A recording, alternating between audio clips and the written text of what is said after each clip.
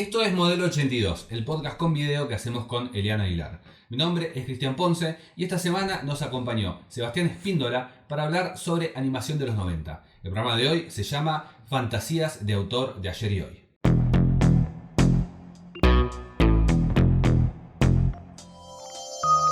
Bueno, la serie se llama Modelo 82 básicamente porque Eliana y yo nacimos en el 82. Vos, Seba, andás por ahí. Un poquito más, modelo 87. Sí. Modelo 87, bueno.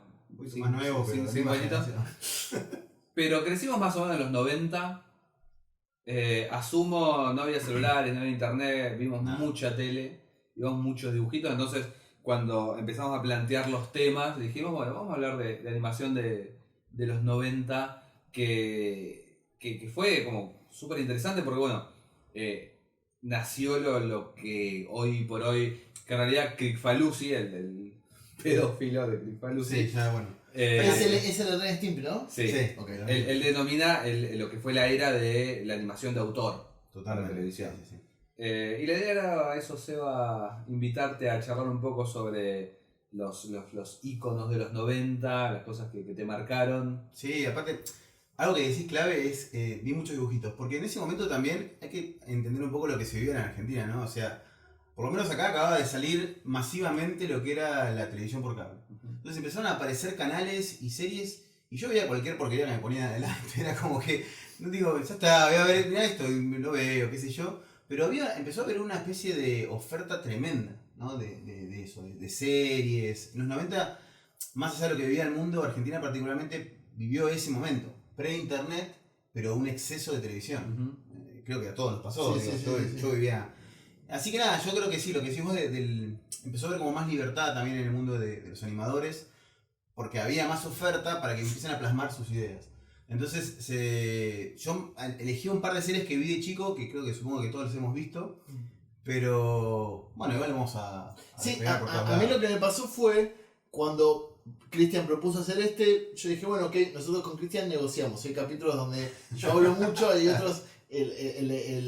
si vos podés ver los anteriores, mirate algunos donde Chris, pobre, no quiere ni estar. Está bien. Quiere estar. Va a haber uno de Twin Peaks donde yo no voy a querer estar porque ni la vi. No. O sea, pero lo que me pasó fue que nombran serie de los 90s, como vos bien decís, era tan amplia la oferta que cada uno, cuando empecé a revisar recién qué series animadas había de los 90s, había un montón, pero un montón. Y todas las que yo pensaba no eran las que había pensado Cristian, por ejemplo. Porque Cristian fue, como recién nombró el de Ren Stimpy, fue para el lado de Cartoon. Pero, digamos, esto que digo yo de la televisión por cable no es casualidad. Empezaron a aparecer canales que 24 horas pasaban dibujos. Claro, Que la grilla, claro. Claro. Que arrancaron como Cartoon Network a pasar, bueno, la vasta biblioteca de Hanna-Barbera. Exacto. Que creo que fue en el 94 o 95 que hicieron el estreno mundial de Toons.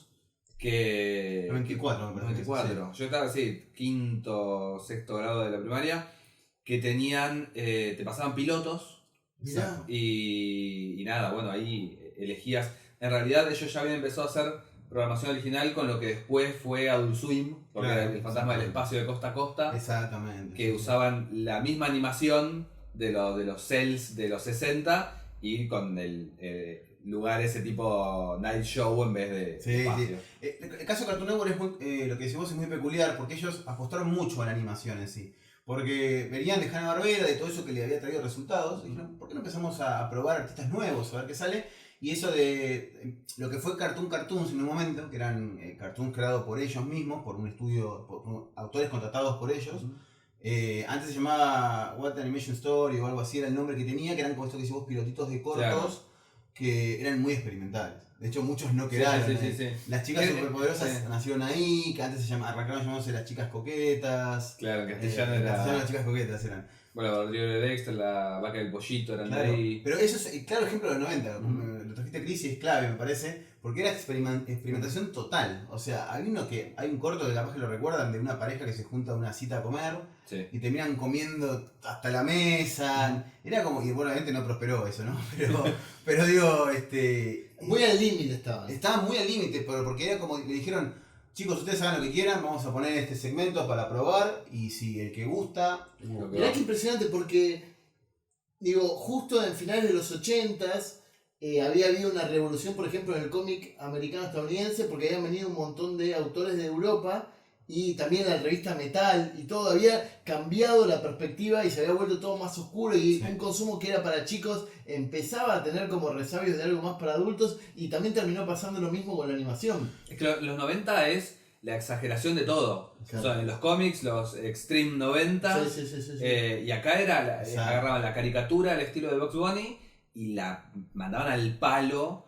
Yo me acuerdo que esto también del estreno mundial de Toons, que es cierto, es que tenía dos nombres y era este otro era, qué historia tan maravillosa del show. Así le decían acá. Algo así eran, sí.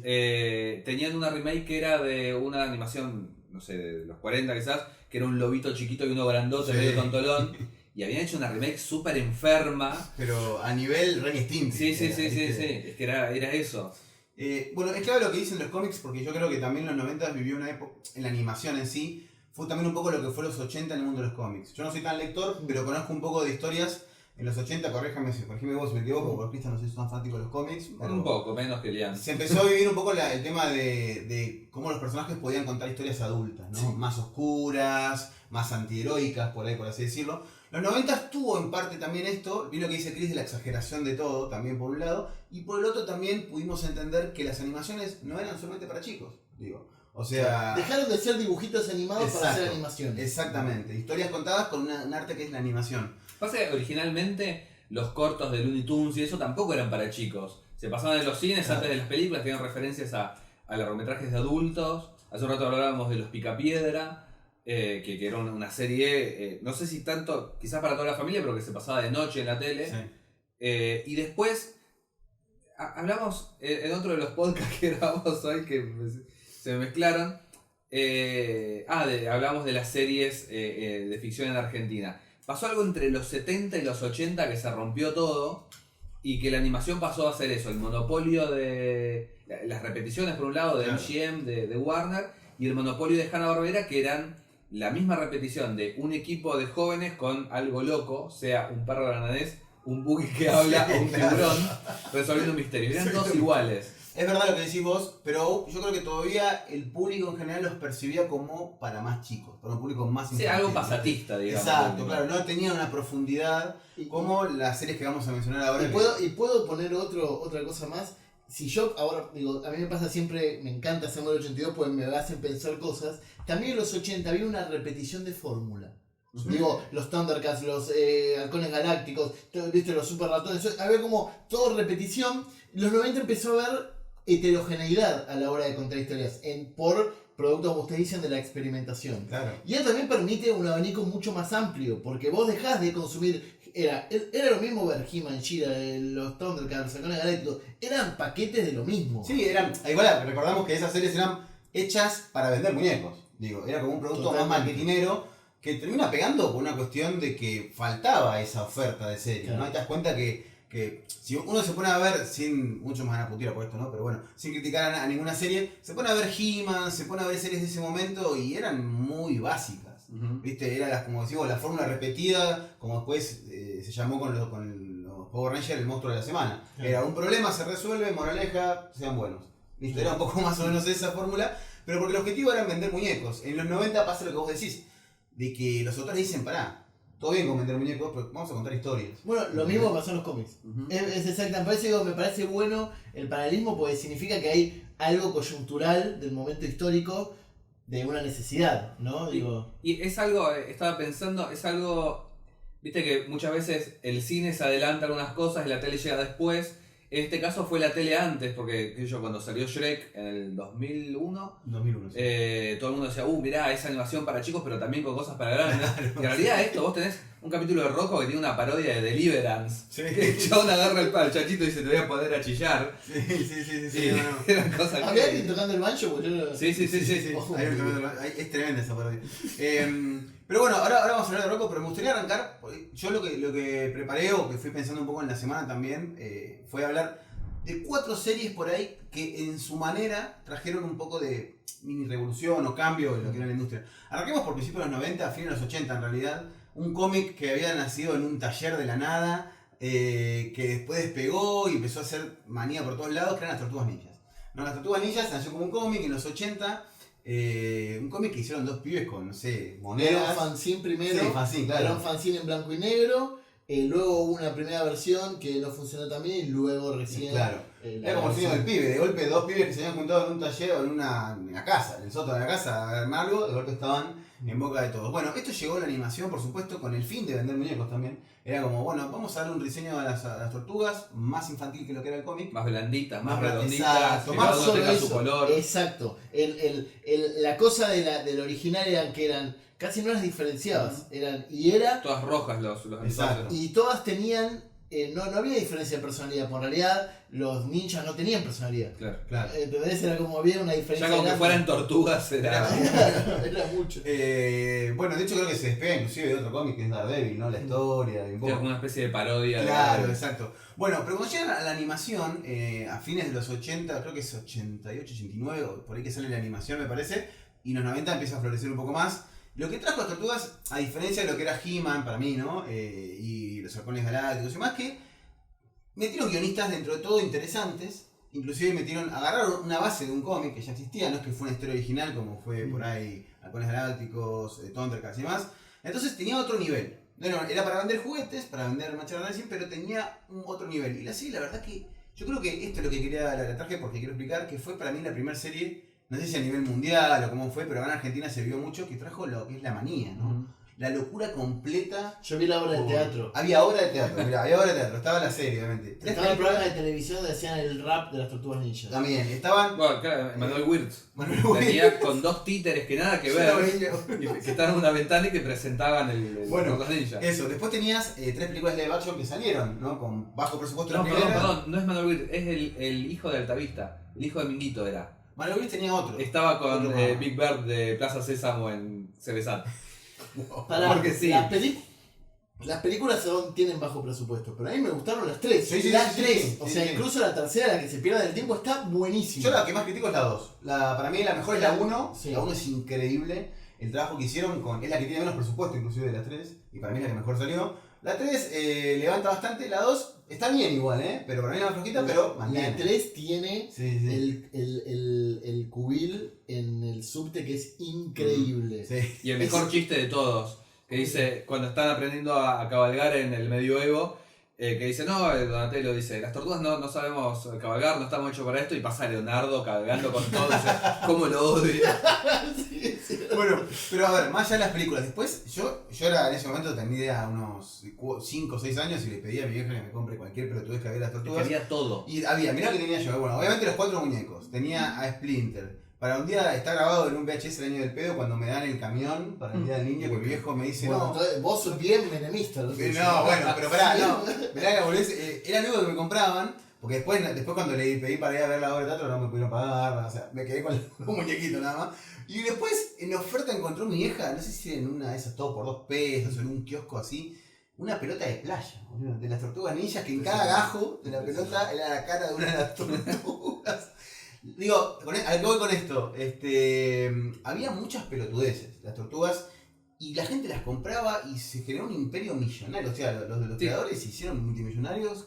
Superaron lo que eran los muñequitos solamente, porque Thundercats me acuerdo, había muchos muñequitos, había diferentes versiones, y a lo sumo el escudo y la espada, pero no había el cosito para agarrarte los cordones.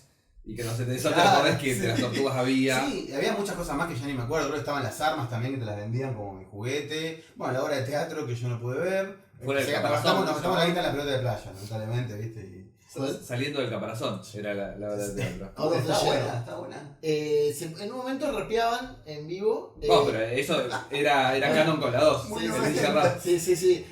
Lo vi, no sé si fue en el Ópera o en el Luna Park.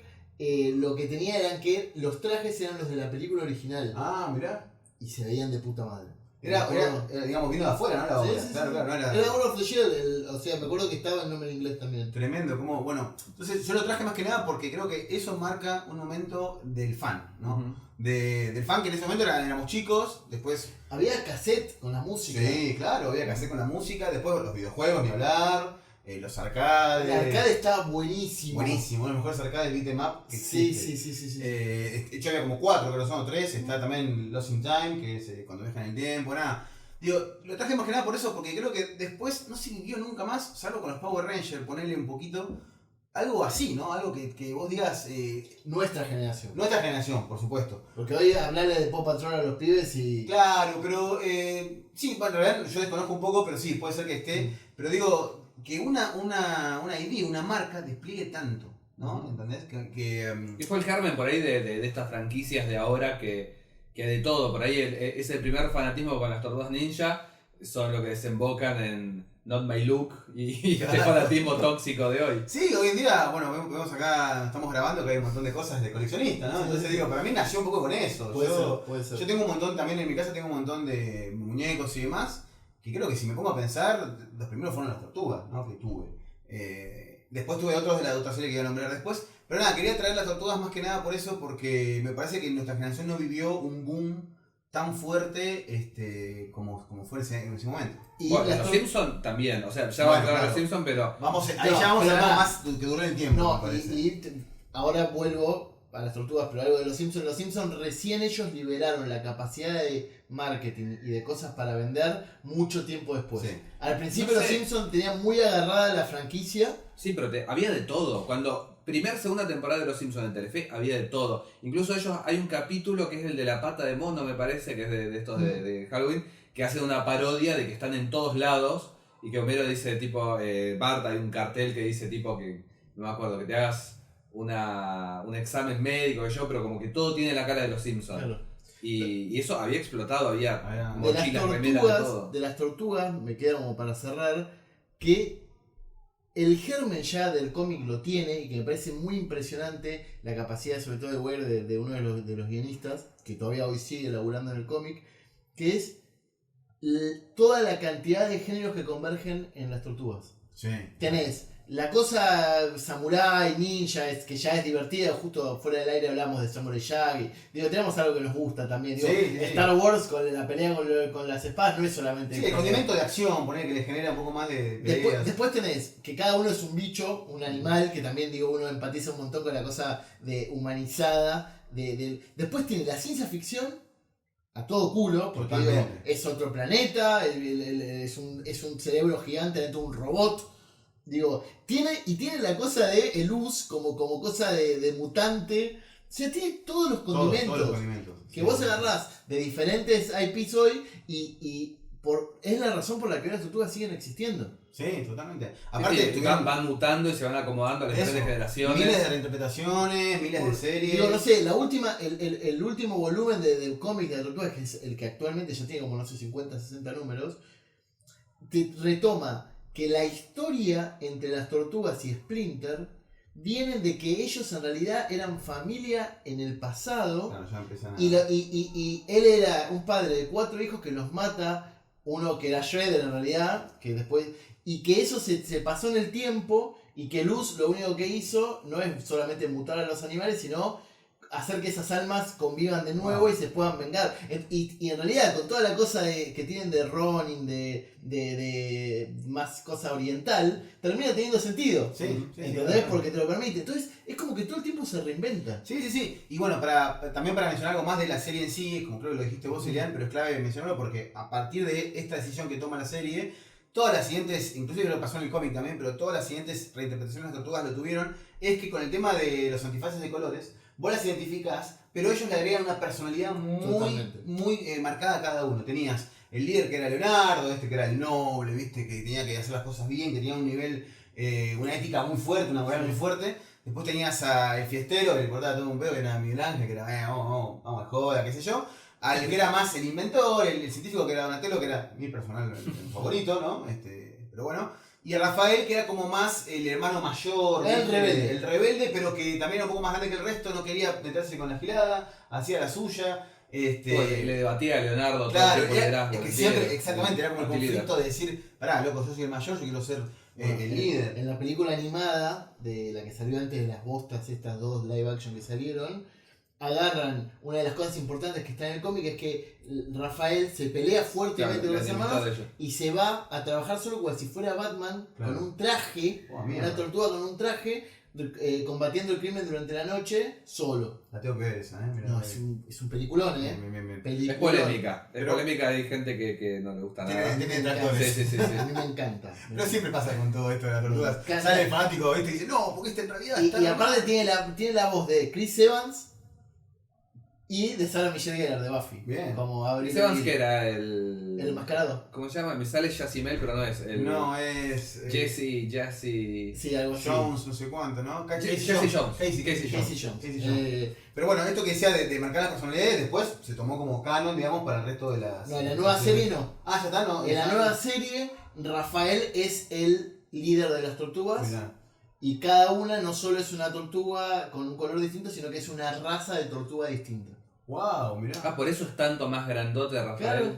Ah, mirá, interesante esa. La nueva serie que estaba hace poquito. Sí, salió Rise hace of the un par de años. Turtles. Perfecto, mira, la voy a tener que ver esa. Pero Pero bueno, Es divertida de verdad, Sí. es divertida, está buena. nada, qué bueno que digamos que arrancamos en los 90 y hasta el día de hoy es un producto que Exactamente. sigue mutando y sigue. Esa habla de la importancia que tuvo en su momento, ¿no? Pero eso me lleva a hablar de otra serie, que por ahí están de acuerdo, que también para mí fue un hito porque marcó esto que decíamos de la adultez, ¿no? Era como, bueno, digamos, tengo una productora que quería hacer un producto para chicos, como es Fox, que quería suavizar todo, pero se las ingenió para hacer una historia oscura, que fue Batman, la serie animada, digo, ¿no? La serie que, si no me equivoco, sale en el 92, ¿no? 21, 92, 92.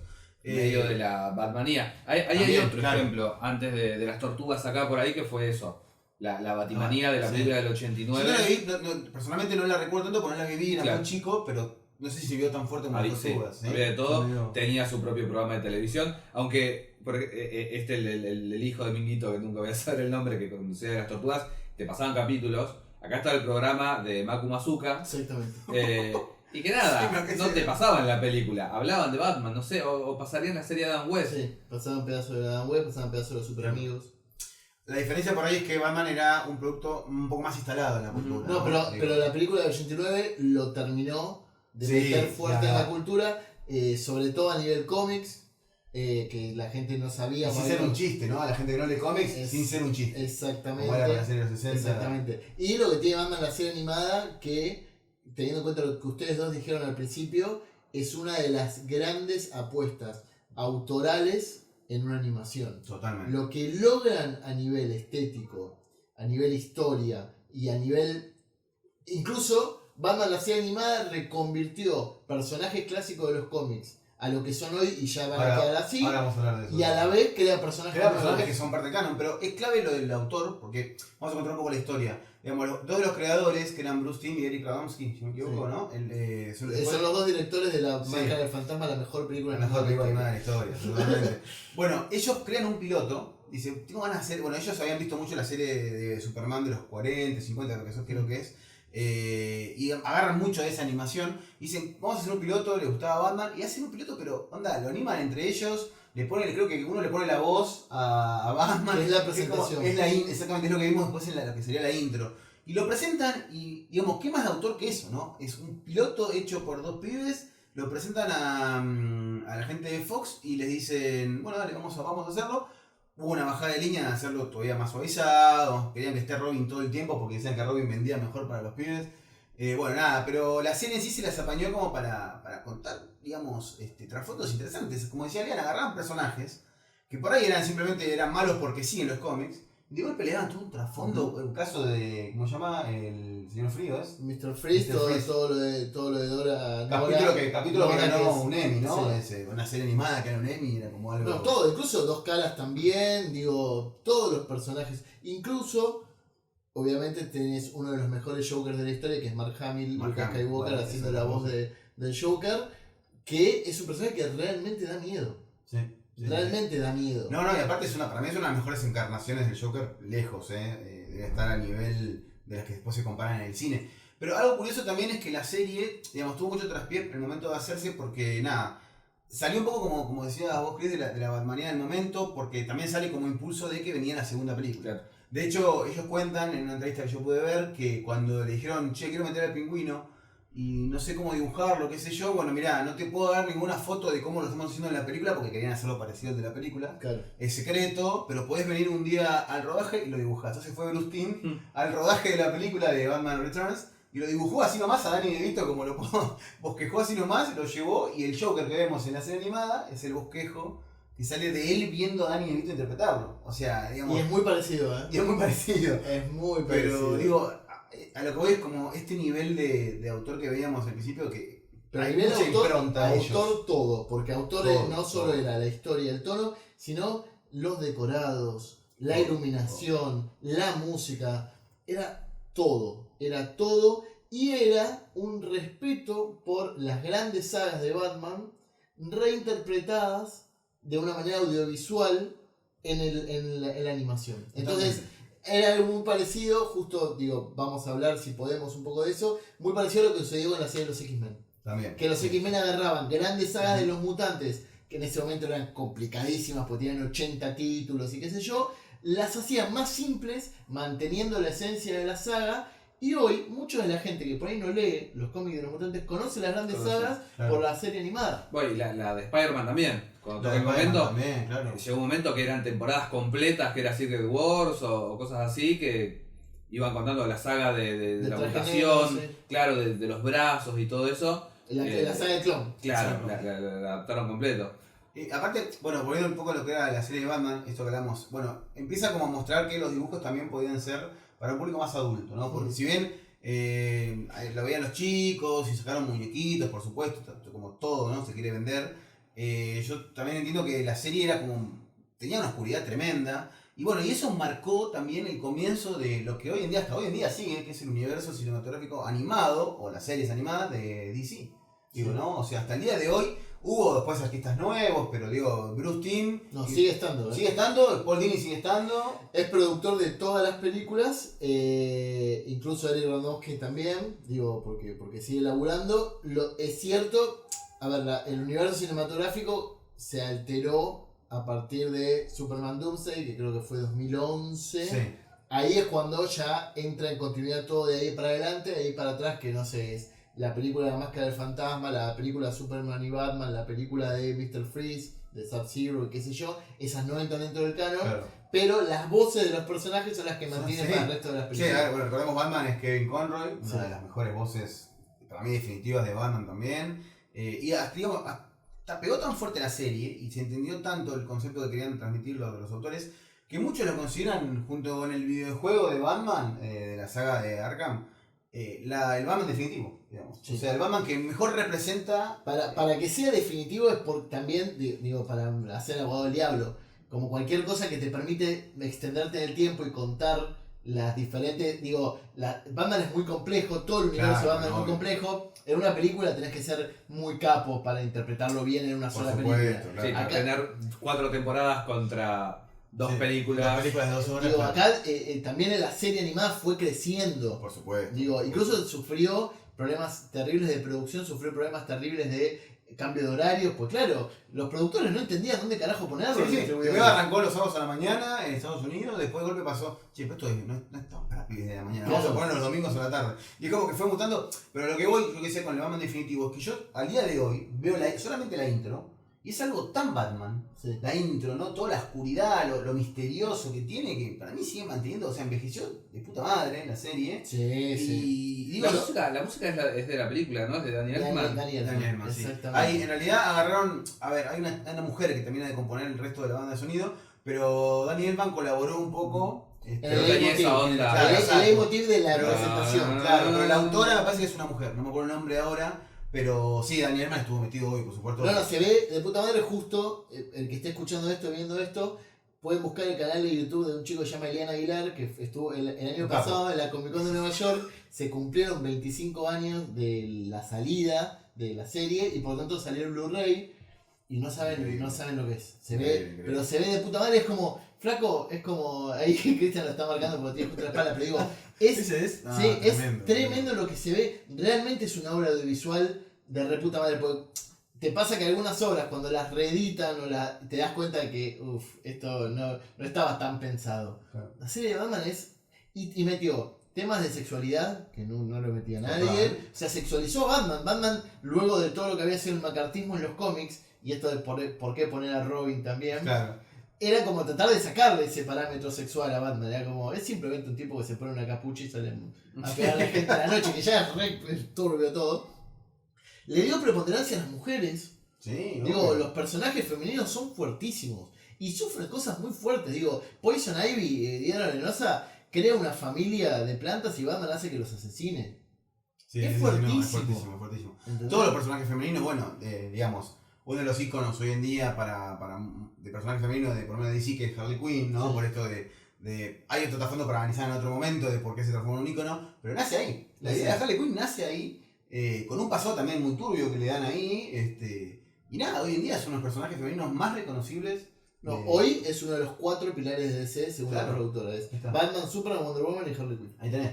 Y un personaje que nace en esa serie, pero nada, digo, hace poco también, no sé si habrá estado en esa edición, se filtraron, yo lo vi por internet, el storyboard original que armaron Bruce Timm y Aronofsky está, digamos, Claro, plano a plano con plano con lo que es la intro. Sí. No, es dibujado a mano, es increíble. Sí, sí, Digo, está tal cual. Digamos, desde entradas, para mí tenían muy claro ellos el tono que le querían dar y cómo lo querían hacer, y siguieron adelante con Sí, eso. creo que lo que tiene Batman la serie animada, a diferencia de otras series que nombramos y que podemos hablar después un poco de superhéroes como la de X-Men, la de Spider-Man, que están muy bien iguales, digo, no. Lo que tiene Batman era la mezcla perfecta entre algo de entretenimiento y contar una buena historia y una cosa de realización Sí. muy cuidada, extremadamente cuidada. Total. Digo, incluso en las animaciones, digo, hay algunas cosas que el mismo Bruce Timm te cuenta que él buscaba un estilo que después la mayoría de las animaciones lo fue copiando, que es esto de el color pleno, las líneas más claras y menos rotoscopiado, menos... ¿Por qué? Porque él decía, yo quiero hacer escenas de acción que estén buenas, pero que sean simples, Claro. para que no se me complique a la hora de producirlo. Sí, con menos frames. Es como, eso se ve hasta incluso en la película de Retorno del Caballero de la Noche, que tiene muy poca animación, y cuando tiene animación son movimientos súper rápidos. Y funciona Y bien. funciona perfecto. Pero ¿por qué? Pues está pensado desde antes para que así funcione. Totalmente. Pero nada, para cerrar un poco lo de Batman y pasamos si quieren a otra serie. Nada, todo este legado que dejó, yo le tengo mucho recuerdo porque para mí fue una de mis series favoritas de chico. Tengo recuerdos de que he estado hasta la noche viéndola, me he quedado trasnochando viendo la serie, me han dado miedo muchos capítulos inclusive. Hay uno que va a pelear contra el Joker a una especie de feria, no sé qué, y termina como... El Joker lo termina engañando a Batman y haciéndolo pasar por trucos que hacían los escapistas. Lo mete en un tanque de agua con una camisa de fuerza, todo eso, y por momentos se va poniendo muy oscuro y yo me fui cagando las patas cuando lo vi, porque era como, bueno, ¿qué le va a hacer ahora? ¿Entendés? Y nada, la verdad que para mí es una serie que marcó muchísimo los 90, sobre todo por esto que decíamos de la impronta y la estética que dejó, y aparte dejó la vara altísima. Bueno, hablábamos de Batman, la serie animada, y hablábamos de 1987. En 1987, Bruce Timm, de Batman, estuvo en otra serie, que de alguna manera es como que disparó lo que fue la animación de autor, lo que decíamos al principio de los 90, que fue Las Nuevas Aventuras de Super Ratón. Super ratón. Yo, si vos me lo decís ahora, esto no lo hablamos fuera del aire, así que es natural, no estoy mintiendo. Si me imagino una boludez. Me imagino a un super ratón que me acuerdo de haber visto de amarillo con una capita. Sí, claro. Pero no era una boludez. Y sí, Ah, no, está bien, porque sí, vos decís Bruce Timm, totalmente. perdón, pero me decís Bruce Timm. bueno. Y digo, bueno, por ahí. es que Arrancó ahí Bruce Timm, no es que tampoco, ¿viste? Super Ratón Me era... re adulto y yo, me lo re perdí, boludo. No, todo lo contrario. Super Ratón era una animación de los 50, creo, la original, que se tomaba así mismo en serio, una especie de... No sé si hubo un cómic antes incluso, pero era una especie de parodia de Superman. Claro, exacto. Y en en el 87 se estrena esta serie que era Bakshi's New Adventures of Mighty Mouse, que Bakshi, el de Señor de los Anillos, de American Movie, creo que se llama aquella otra película, que bueno, el de Spider-Man de los 60, el de los memes. Sí, vamos a ver. Y el chabón medio como que firmaba eso, como que era su concepto, pero el que dirigió como la primera tanda de episodios, estuvo más ahí atrás, era Craig Falusi, que después creó Ren y Stimpy. Yo tengo la idea de estar viendo ese dibujito, no sé, a los 10, 11 años, lo pasaban en CBSAT, ese canal mágico que me hizo conocer tantas cosas, y darme cuenta de que estaba viendo una cosa que no era como todo lo demás. Mira, claro, sí. Está un poco adelantado a todas estas otras cosas que decimos, pero de esa serie salieron todos los animadores que después fueron por ese lado. Una serie que estéticamente tiene esa especie de reversión de los 50 que tiene Ren y Stimpy, con la estética y el Los estilo de zooms dibujo. esos de Claro, Sí. totalmente. Y algo que dijiste vos que es clave también, que lo tiene. Yo recuerdo que la vi más grande, la Santuario de Super Ratón, ya entendiendo quién era el autor y todo, la vi con otro trasfondo, por eso no me impactó tanto, pero tiene algo que es clave, que es la super exageración de todo. Viste, era como más allá de tomarlo en jodo o no, está todo súper exagerado, las facciones de los ojos, todo como típico que se estira así bien de Ren Stimpy, tiene esa impronta un poco. Y además desde el guión es como que hacían cualquier cosa, porque no era una serie en la que Super Ratón enfrentaba a un villano distinto toda la semana. Hacían parodias de otras series, podía ser un capítulo de terror, un capítulo que no pasara nada, tipo Seinfeld, ponele, y algunos sí, había villanos y villanos clásicos de la serie original, del personaje, pero medio era una serie en que cada semana podías ver una cosa distinta que aún así era coherente con la estética y el tono que tenía. Totalmente. Es muy bueno lo que mencionabas de que de ahí salieron muchos autores porque se arma una especie de cadena en los 90, porque tenemos a John Kricfalusi que fue el que hace Ren Stimpy. Sí. En Ren Stimpy había un joven, Joe Murray, que empezó también a circular un poco por los estudios, que es el que después arma La vida moderna de Rocco. En La vida moderna de Rocco empieza a trabajar un joven, Stephen Hillenburg, que era una historietista que animaba también algunos frames y ha dirigido algunos capítulos de Rocco, que es el creador de Bob Esponja. Entonces, es una línea casi directa porque tenés chistes sexuales en todas esas series. Sí. La vida de Rocco es de Nickelodeon. Exacto. Y Bob Esponja también. También, y bueno, y Ren Stimpy creo que también. Empezó siendo después. Después sí, chao. Pero ellos son de la misma. Son la misma camada de Nicktoons. Es Pues para fue, sí. Arranca con uno de los Nicktoons, fue el fundador, fue Rocco. Arranca con Rocco, Ren y Stimpy, Doug y Rugrats. Creo que ellos fue fueron así, línea sí. fundadora. Sí. De... La línea fundadora. Después vinieron Hay Monstruos. No, a mí Claro. me mata que, no sé si se dieron cuenta, hay siempre en los momentos históricos cuando es audiovisual, momentos de generaciones que marcan una era y casi siempre están aglutinados. No sé, justo hablábamos antes con El Señor de los Anillos, lo cargábamos un poco a George Lucas y qué sé yo. Pero bueno, hubo una época donde George Lucas iba a la misma universidad que Steven Spielberg, y que Coppola, y que eran amigos, y que toda esa generación de cineastas revolucionaron el cine. Bueno, en este caso, los Coen y Sam Raimi, con Frances McDormand, todos viviendo en la misma Luke Campbell, casa. sí. El estudio, que eran Bernie Wrightson, Bruce. ¿Cómo se llama? ¿El de quién?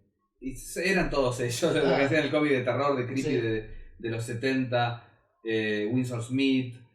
Son esos grupos que después, Bueno, en el momento por ahí no se Tolkien dan con cuenta, el de Narnia. Claro. Bueno, los brujos de California, que estaba Charles Beaumont, Ray Bradbury, Richard Manson.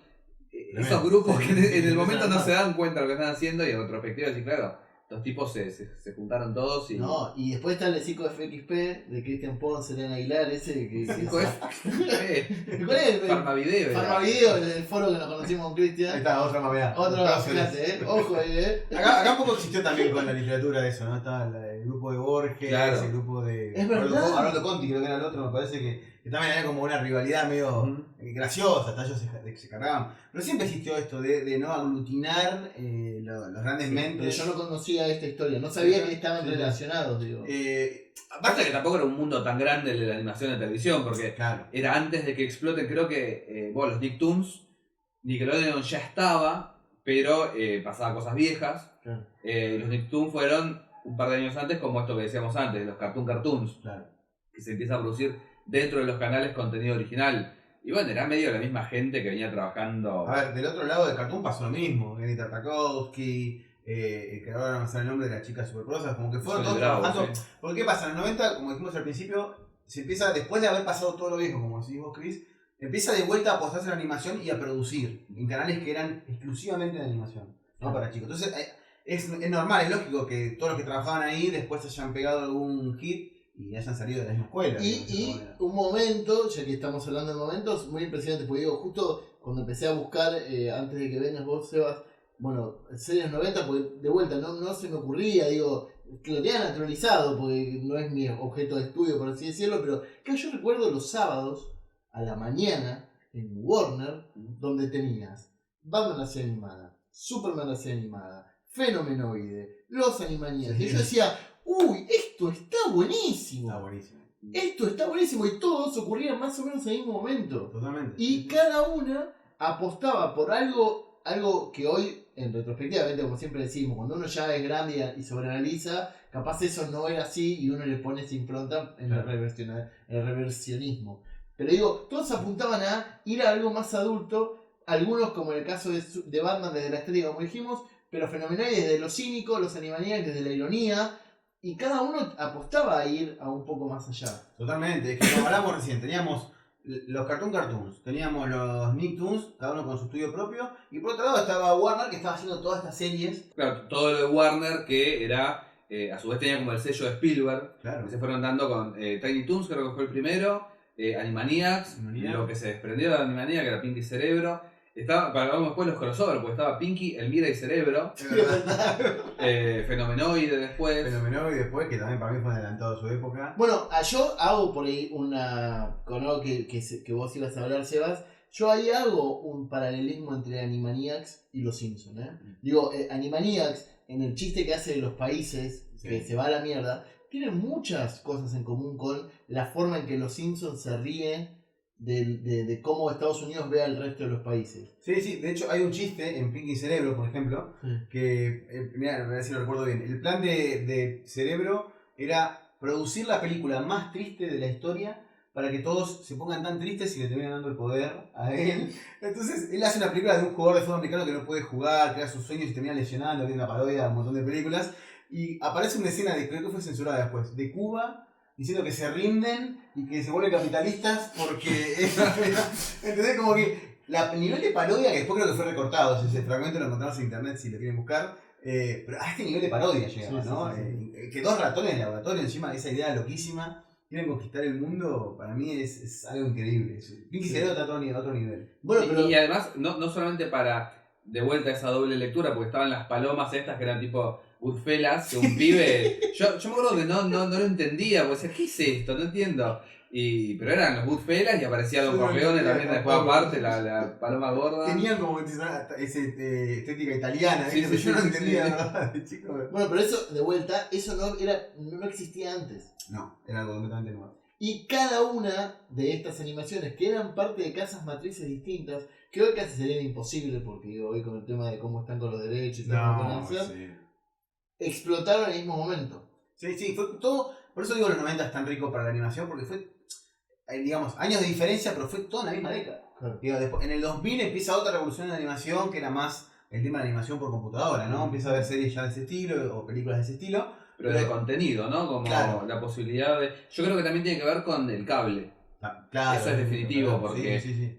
Tenías dentro de los canales, por ejemplo, lo que es la dicotomía de Cartoon Network y Adult Swim, vos tenías una señal de cable que hasta tal hora era Cartoon Network y después era Adult Swim o Nick at Night también para la versión de Nickelodeon, que eran dibujitos, pero que ya eran para otro público. Total. Entonces, bueno, lo que decíamos antes, el fantasma del espacio, o bueno, mismo los dos programas estos de MTV que en algún momento hablaste en la previa cinéfila. Por un lado, Televisión Líquida, que fue como ¿cómo se dice? Como un escaparate, no es la palabra, un muestrario de un montón de animadores para adultos. Totalmente. Ahí salió Ian Flux, ¿no? De ahí salió Ian Flux y Beavis and Butthead también. Mirá. Y después lo que hubo un par de años más tarde, esos fueron creo que 4 temporadas de Televisión Líquida, que lo pasaban por un canal que se llamaba BCC. Que fue el primero que pasó a los Simpsons en Latinoamérica. Sí, me acuerdo. Y después MTV Oddities, que era un ciclo de media hora en MTV de animación que pasaban 2 modulares por episodio, que podía ser o The Head, que es el chabón Fogel, es el apellido. Fogel, sí, no me acuerdo el nombre, pero... Sí, que era el cabezón, digamos, Claro. Se ve como el cabezón. Que después el que hizo Celebrity Deathmatch, Exactamente, Celebrity Deathmatch, el mismo que animó. The Max, que era animación del cómic que ahí se mezcla de vuelta los extremos 90 de los cómics con la animación, que era el personaje de Sam Kidd de Image Comics, y Ian Flux, que también tenía sus mini episodios ahí. Sí, ni hablar. Mira, toda esa parte me la había olvidado, pero es verdad, o sea, también surge en los 90. Acá llegó un poco después, yo la viví un poco después, porque llegó con un canal que también revolucionó un poco Latinoamérica, que fue Locomotion. No, esto se pasaba todo en BCC, claro, a la noche. Yo ya no, capaz que era muy chico en ese momento, pero yo viví en la época de Locomotion, que para mí también trajo otra revolución, pero acá llegó fines de los 90, principios de los 2000, pero sí, trajo todas esas series. Y el anime. Dogman, por que ejemplo, claro. Y el anime. El anime también, ahora vamos a llegar. Bueno, anime en realidad llegó con Magic Kids y llegó después con todo. Ya había series de anime antes, claro. digamos, Pero muy viejas, que yo. muy Mazinger, creo que era de los 60. Meteoro. Yo creo que lo más nuevo que tuvimos, lo más, pero que estaba regurgitado por Estados Unidos, era Robotech, Claro. que sí se estrenó más o menos en la época, 86, habrá llegado acá. Bueno, pero por ejemplo, vos tenías Caballero del Zodíaco. Eso llegó en el 95, todo el 95. Caballero del Zodíaco, Sailor Moon, Dragon Ball Z, no Dragon Ball, después vamos a hablar. En una época, yo estaba en el primario como vos, qué sé yo, durante la época de Locomotion, ya eran incontables las series. Sí. Que eran muchas que hoy son, no sé, Magic Knight Rider, digo, hay un montón de las Clamps y esas cosas que, pero eran por miles. Y algunas que, no sé, Gundam Seed, había muchas que se convirtieron en clásicos. Las que te cuento que son las clásicas nuestras, son las de Resistencia, son las que atravesaban cualquier región donde vayan, porque eran clásicos totales. Digo, hoy ni a Dragon Ball, ni a los Caballeros de Zodíaco, ni a Sailor Moon les podés decir nada porque son clásicos absolutos en cualquier región. Yo diría que el mérito de Dragon Ball o de este tridente, si queremos decir, de Sailor Moon y Caballeros Zodíaco, porque inclusive antes había llegado acá Supercampeones, pero no logró lo que lograron estas tres, que fue la explosión del anime y abrir las fronteras completamente. O sea, hasta ese momento llegaban productos aislados, como hablábamos recién, no sé, Robotech, hecho por Estados Unidos, Mazinger, Meteoro, que lo veía mi viejo, Candy, llegaban como productos aislados, ¿viste? Pero por eso era como una camada de series muy viejas. Muy viejas, y en los 90 llega Dragon Ball, liderando el tridente. Un poquito más atrás estaba Senseiya o Caballero Zodíaco, y un poquito, o a la misma altura estaba Sailor Moon, que para mí abrieron completamente las fronteras. Después de eso vino una camada de animes. Junto con la revista Láser. También, claro. Pero fue un momento muy particular. Yo me acuerdo de ir a Camelot o al Parque Rivadavia a buscar los VHS. Ahí conseguía todo. John Goku, que hablaba en español, viste la Kuririn, y vos decís, aparte sin internet, no sé si a ustedes les pasó en el colegio, la época de los rumores. Todo el mundo tenía un amigo de un amigo que lo había visto en un viaje y decía, no, en realidad Krillin se muere por 8ª vez acá, no, y dice, no te puedo creer, pues. Y era tremendo, y aparte por un tema de derechos también, porque ¿qué pasaba acá? Los canales de cable compraban un empaquetado de capítulos, llegaba hasta el capítulo 60 y volvían acá. Entonces vos estabas diciendo, y ahora en el siguiente capítulo Goku va a matar a Freezer. Y arrancar el primer capítulo de Dragon Ball. No olvidemos que la batalla, ahora yendo un poco de Dragon Ball, que soy muy fanático, la batalla con Freezer desde el principio, no de Goku, sino cuando llega Piccolo con Gohan y con Krillin. Todo eso. No, la pelea con únicamente la pelea con Freezer. La pelea con Freezer dura 90 episodios. Ergo son 90 semanas para los japoneses. Ergo son 2 años de su vida. Porque un año tiene 52 semanas. Los pobres ponjas estuvieron 2 años para ver cómo Goku finalmente le ganaba a Freezer. ¿Cómo eso se formó un éxito? No sabemos. No sabemos. ¿Cómo les puede gustar? Yo me canso a la 3ª semana y digo, anda mierda. Pero, a ver, yo jamás vi Dragon Ball. Quiero entender esto. Es una pelea que en tiempo real, que duraría 2 horas de la vida de los personajes. 3, 4, sí, ponele. En el medio destruyen un planeta. No 2 años. No, ni en el medio destruyen un planeta, pero en el medio, Freezer, que era un villano, el más poderoso de la galaxia en ese momento. Dragon Ball tiene algo que después va apareciendo casi siempre uno más poderoso. Como Vampire Diaries. Claro, exactamente. Mirá lo que trajiste, papá. Y lo que pasaba a Freezer es que tenía 3 transformaciones físicas. Él se transformaba para ir ganando poder, como después los Saiyajin, o los Saiyans, los Saiyajin vino después, pero cuando leíamos la Otaku y todo eso eran Saiyans, tienen también niveles.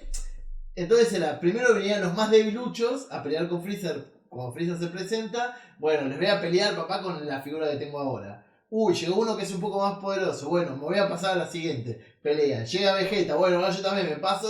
Se convierte de vuelta y cuando llega Goku es la conversión final. Goku se convierte también y en el medio empiezan a pelear, destruyen el planeta. Mientras el planeta se está destruyendo. 90 capítulos. 90. Yo los volví a contar y fue como. De ahí, No lo puedo creer. ahí sale el meme típico de y ni siquiera es mi forma final. Después en Dragon Ball Kai, que es la reestructuración, Sí. dura por ahí 30 capítulos, dura mucho menos. Pero igual es Larry No, 90. Igual 30 capítulos ya es bastante también. En una serie que hoy en día el promedio de serie de anime tiene o 12 capítulos o 24, digo, Sí, ¿no? no, Por no. temporada. Bueno, Dragon Ball tenía algo que creo que lo que tiene. Pero, perdón, Sí. ¿tenía temporadas Dragon Ball o era una tira de No, episodios? sagas. No, Tenía sagas. sagas o se conoce también como arcos argumentales, digamos. Típico, ¿viste? Pero vamos, acá estamos hablando de un arco de 90 episodios como mínimo. O más, porque en realidad No, arrancaba. arranca antes. ¿Y cuántos Arranca- episodios tiene Dragon Ball? 297. Sí. Uy, no sé por qué tengo ese número en la cabeza. No, pará, Dragon Ball Z tenés. Dragon Ball Z. Dragon Ball tiene 156 o algo así. Sí. Y después tenés más 60 más de De GT. O sea, O sea, son como 500 capítulos. Pero hay un tercio de la serie que lo invierten en esa batalla. Sí, y después hay la batalla con Cell, que es el siguiente villano, dura 20 capítulos, 30 capítulos también. No, son largos. Sí, sí, son arcos argumentales. Mirá, para que te des una idea, en casi 300 capítulos hay 4 arcos argumentales. 4 o 5. Es Raditz, Raditz, Vegeta, Vegeta, Freezer, Cell y Majin Buu 5. 5. O sea, en 5 arcos argumentales en 300 capítulos. ¿Y cuántos días de la vida pasa de los personajes en esa serie? Porque Bastante porque No, no, sí, pasan, pasan. entre saga y Entre saga, no, entre saga y saga pasan años. Sí, Ah, tienen ok. hijos, crecen, digo, hay personajes nuevos que van. Justo de eso iba a decir, Dragon Ball entendió algo que es cuanto los personajes más van creciendo se van convirtiendo y van de la mano con lo que uno va también creciendo. Ujú. Entonces es muy Harry Potteriano eso, porque cuando yo veía Dragon Ball en Canal 7, cuando todavía no era conocido y yo no me divertía simplemente verlo, me A la divertía. mañana, ¿no? A En la el mañana. noticiero, sí, sí, me acuerdo. Te divertía antes de ir al colegio, te divertía Cualquiera, boludo. porque era otra cosa, era una comedia picaresca japonesa con algunos atisbos de peleas y poderes. Cuando Goku crece, que te vuela la cabeza porque pasa de un nene de 8 o 9 años a un adolescente de 17 18 y lo ves alto, Sí, yo me te, acuerdo. te cambia la cabeza, te la vuela de un capítulo a otro. Empieza esto de peleas, crezco el poder, le gané al malo, aparece un malo más fuerte, crezco en poder para ganarle a ese y ahora ya no saben qué hacer, encontrar mil formas nuevas. Algo para sumar, perdón, a Dragon Ball, que creo que es importante, vos vas a coincidir conmigo por ahí, Lian, que lo hizo tan importante para mí, para nuestra generación, más allá de que abrió las puertas del anime, que era otro estilo de dibujo, ¿no? Otra manera de contar historias también, porque es muy distinto a la animación occidental.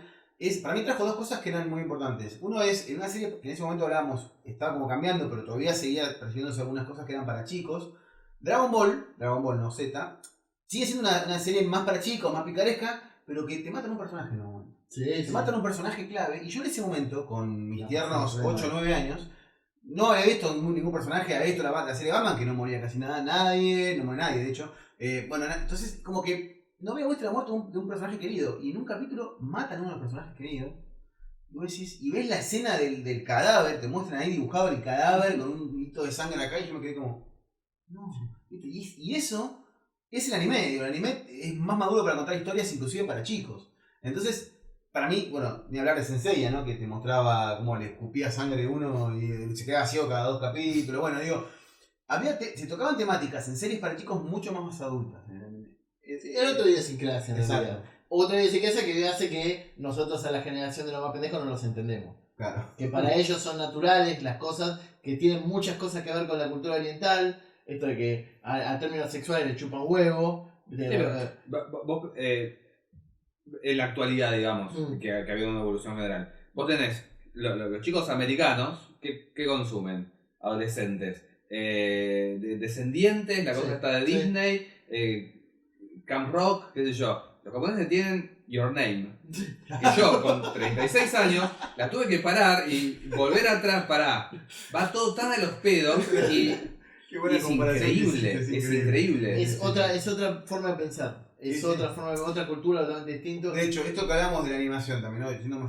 En los 80 los japoneses estaban adelantados. Una de las mejores películas de animación de la historia, Japón se crea en los 80, que es Akira, Ujú. ¿no? En el 88 sale esta película que es, yo la vi con creo que 12 años y no entendí un carajo lo que estaba viendo. O sea, es completamente inentendible, pero tiene un nivel de animación soberbio, una historia para adultos. Es una película que le puede competir en taquilla en el nivel de producción a cualquier otra. Y eso fue en los 80. Y es una película ¿no? que aún no saben cómo adaptar. Razón No, por la que todavía no salió olvidado. la versión live action. Es Bueno, que ¿cómo haces es eso? inadaptable. no o sé sea, si es inadaptable, pero Inadaptable a Occidente. No sé si. No digo que sea inadaptable al live action. Es Claro. inadaptable a Occidente para mí. Yo creo que pasa por ahí. puede ser. Y para no irnos por las ramas, pero digo, también como Dragon Ball Z en los 90 se instaló totalmente, al mismo tiempo aparecieron cosas como Evangelion.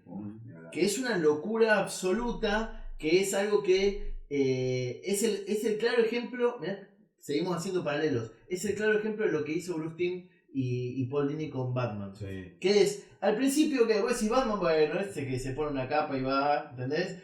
Es un tipo, bueno, son mechas, son robots gigantes contra monstruos. O no. Pará. En un principio, los primeros Sí, 10 capítulos claro. es eso, y se van construyendo con un nivel de animación.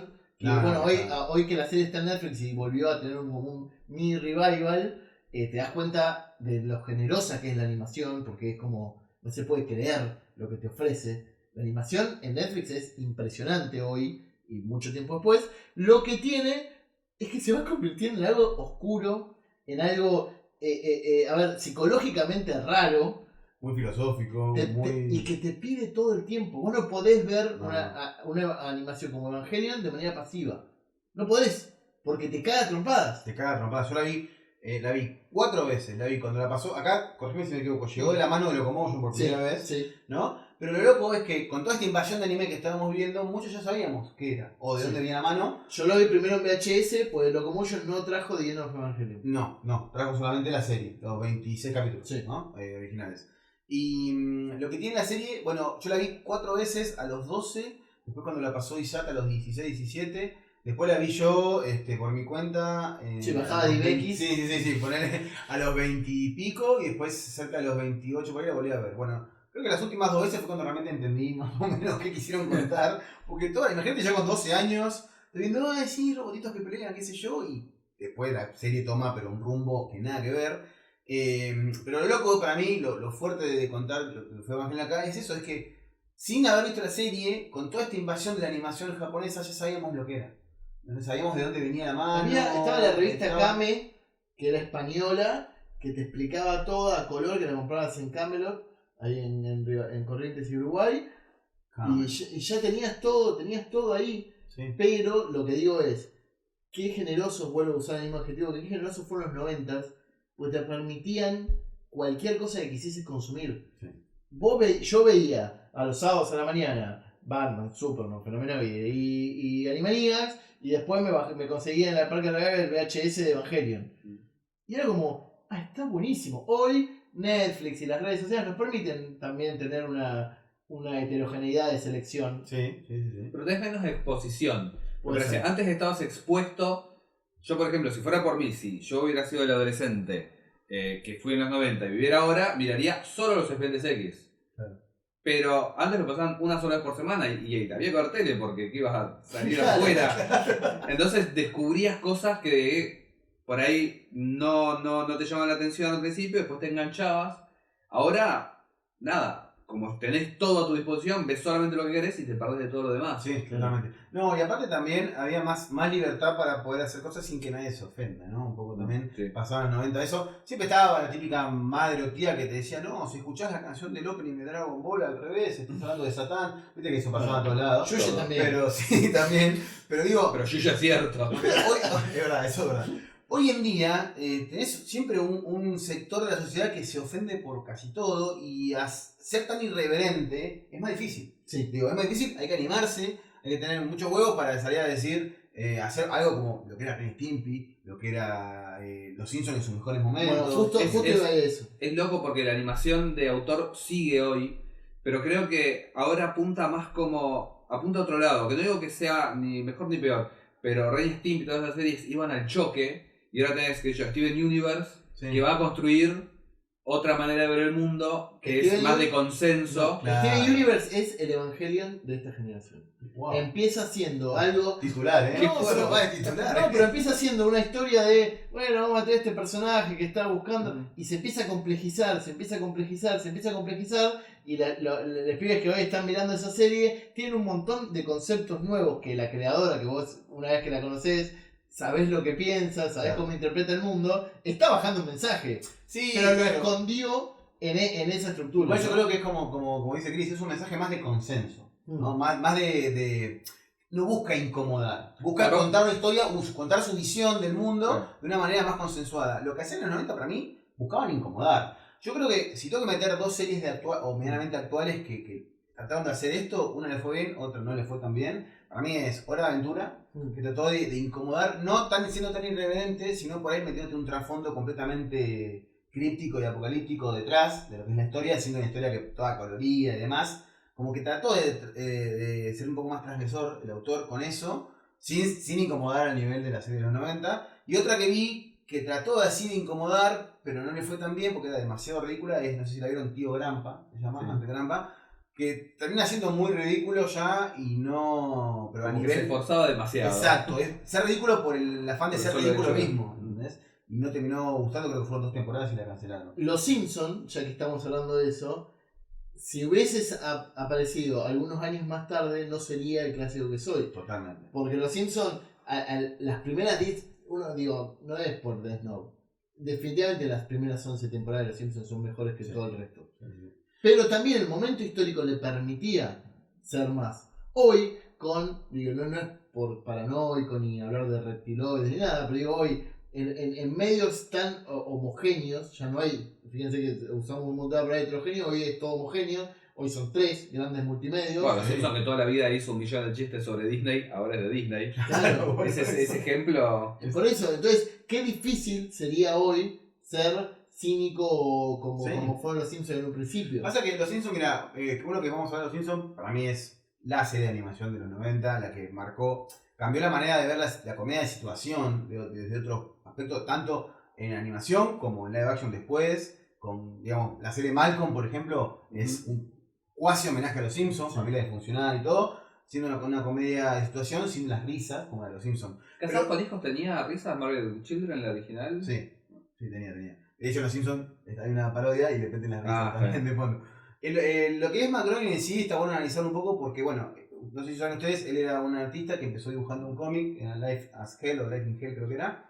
Los conejitos. Los conejitos, exactamente, había conejitos, había una pareja de gemelos que eran gays, los dos, y eran medio como incestuosos. O sea, empezó con una muy retorcida la cabeza de él, hasta que le ofrecen hacer un micro separador de otra serie de live action que se ha animado, y él como para no perder los derechos de ese Alimenta a la familia. alimenta a la familia de Los Simpsons. Que lo que cuenta igual, viste que esas historias más que él estaba esperando afuera de la Incomprobable. sala. Incomprobable. Incomprobable. Dibujó algo rápido basándose en su familia. Yo no y creo. se presentó. A ver, que estaba Él sola- lo dijo. Que estaba sola la familia seguro porque creo que la madre se llamaba Lisa. Sí, perdón, la madre se llamaba Lisa, la hermana Maggie también. Es Sí, como- sí, el padre Homero. Sí.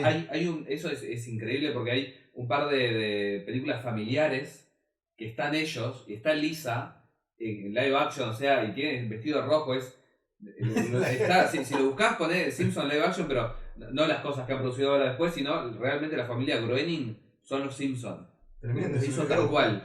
Y después, por ejemplo, muchos personajes como Flanders, por ejemplo, son nombres de calles donde él había crecido. Él creo que es de Oregon, en Portland. Portland en Oregon. Y él creo que había vivido, bueno, en la calle Flanders era una de las calles. Bueno, nada. Lo que tienen Los Simpsons en sí, y te das cuenta que hay un cambio entre las primeras 2 temporadas y de la tercera en adelante, hasta la 11, como decís vos. ¿Qué pasa? En las primeras 2 temporadas, el showrunner, o sea, la persona que está encargada de manejar el concepto de la serie exclusivo fue Matt Groening. Y si vos analizás, las primeras 2 temporadas no son tan graciosas como las otras, pero tienen un toque de interpretación personal. Yo creo que es la obra más personal de Groening en Los Simpsons. Todo esto que hablamos de la familia y demás. Pero tiene una interpretación personal del ambiente norteamericano donde él creció que son muy superiores a lo que vino después. Pero ¿qué pasó? Después empezó a meter muchos otros guionistas, como bueno, fue Conan O'Brien, estuvo... Sí, los que llegaron de la National Lampoon. Exactamente, National Lampoon, los que vinieron de Saturday Night Live, también un par, bueno, vinieron varios, de la revista Army Men, también creo que sumó uno que creo que es John Wilder, algo así, que es el guionista que hizo más capítulos de Los Simpsons, creo que 55 capítulos guionó el tipo. Bueno, nada, cuando empiezan a venir ellos, se vuelve la serie de icono que se volvió.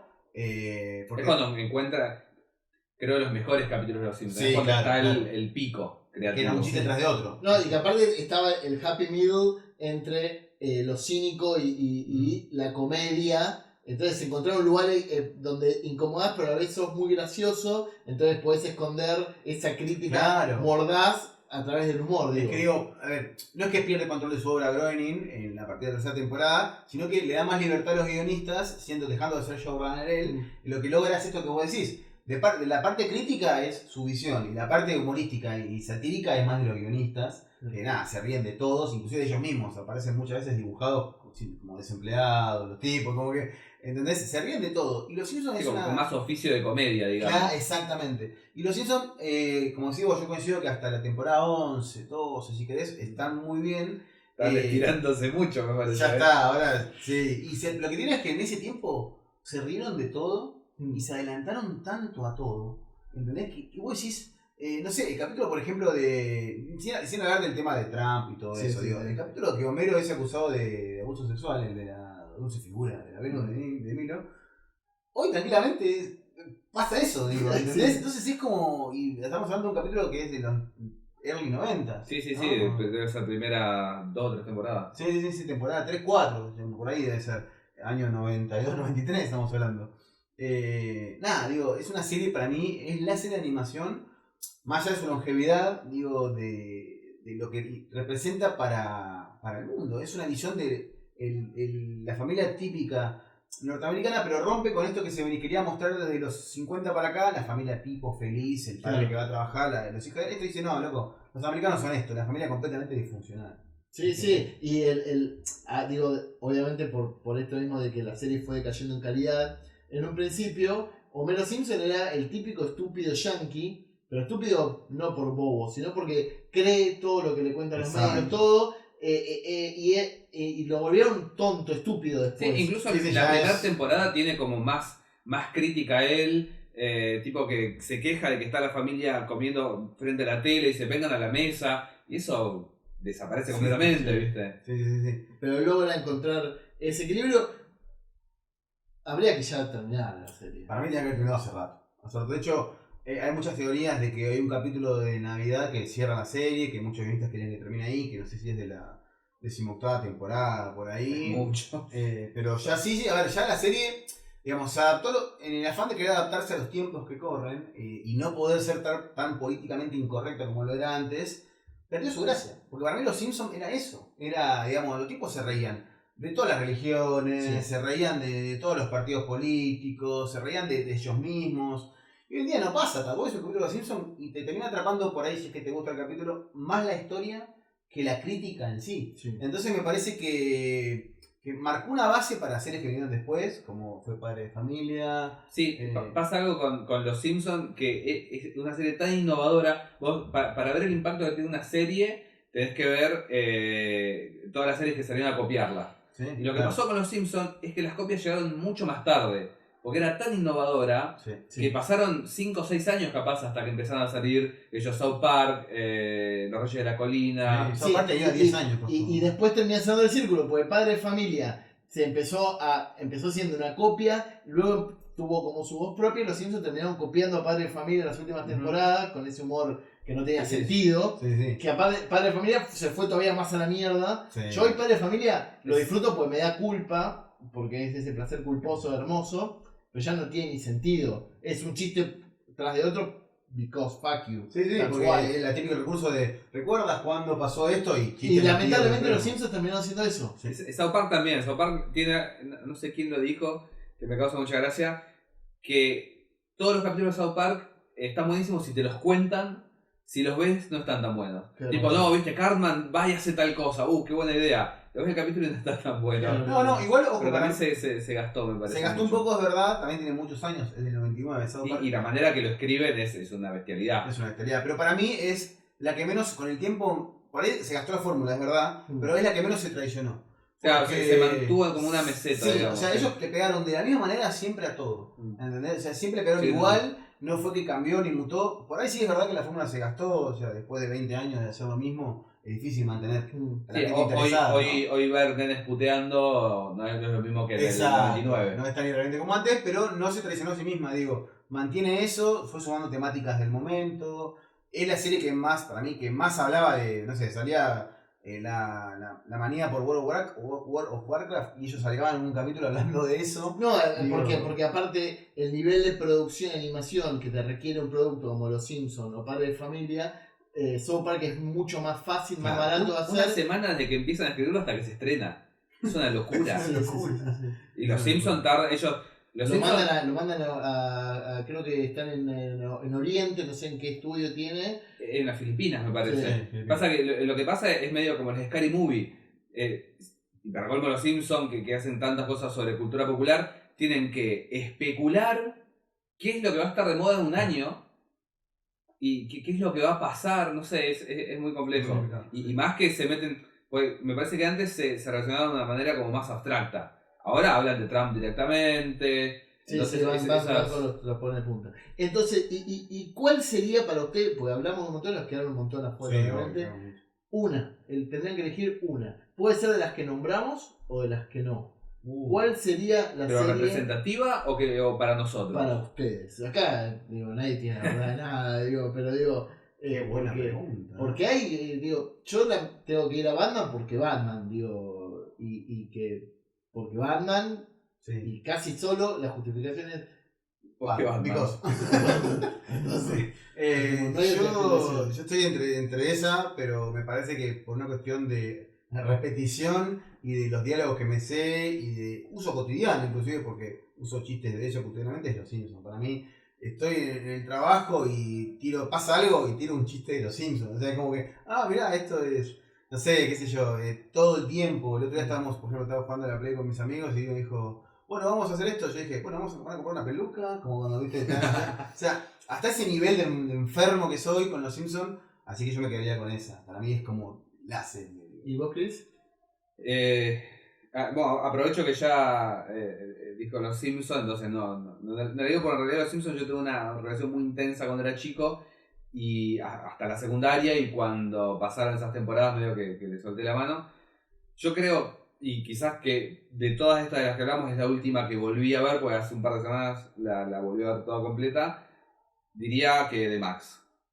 Es una serie muy cortita, son 13 capítulos de 10 minutos, pero engloba, por un lado, esta bestialidad de los 90, el collage, porque tenés partes rotoscopiadas de sombras, tenés planos fijos del anime, es súper experimental, es súper de cable, es súper MTV. Ya te digo, la volví a ver, la debo haber visto, no sé, 4 o 5 veces a lo largo de mi vida. Reconozco cada vez más influencia en las cosas que después pude hacer yo. Y me parece que como 90s Es hija de su tiempo. es Sí, totalmente hija de su completamente. tiempo y es esta... Ahora estamos entrando al revival de los 90. Sí. Es eso, es como los 90 en la cara, es el Stranger Things de... Bueno, Sí, mirá que, sí.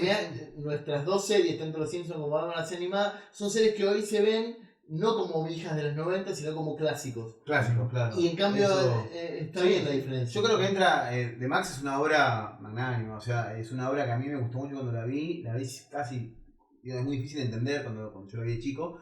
Yo creo que entra así, entra en serie de culto de los 90, junto con otras series que, si querés ir por otra tonalidad, tenemos El Crítico, por ejemplo, también. El Crítico, podría no ser. nombramos, No la nombramos, El Crítico también. Bueno, la nombramos muy por arriba, Dogman. Dogman también. Esas son hijas de los 90, me parece, ¿no? Si querés ir un poco más al fondo de eso, bueno, Ren y Stimpy también, que creía yo que también es de ese momento. Nada, son esas series que las viste en algún momento, pero por ahí no calaron en el mainstream. Ujú. Pero nada, vale la pena, sí. Para mí The Max es una obra maestra, filosóficamente. Igual, chicos, nos van a quedar un montón afuera. Sí, porque, digo, vamos a hacer una segunda parte, ¿no? Sí, Estamos pero- invitados de vuelta, ¿viste? pero bueno, Sebas Espíndola, ustedes lo escuchamos en Toma 5. Así es, Toma 5 es un podcast que hablamos de cine, series y videojuegos. Agarramos una temática como por ejemplo puede ser, no sé, circos, y hablamos de los circos en el cine, en las series y demás.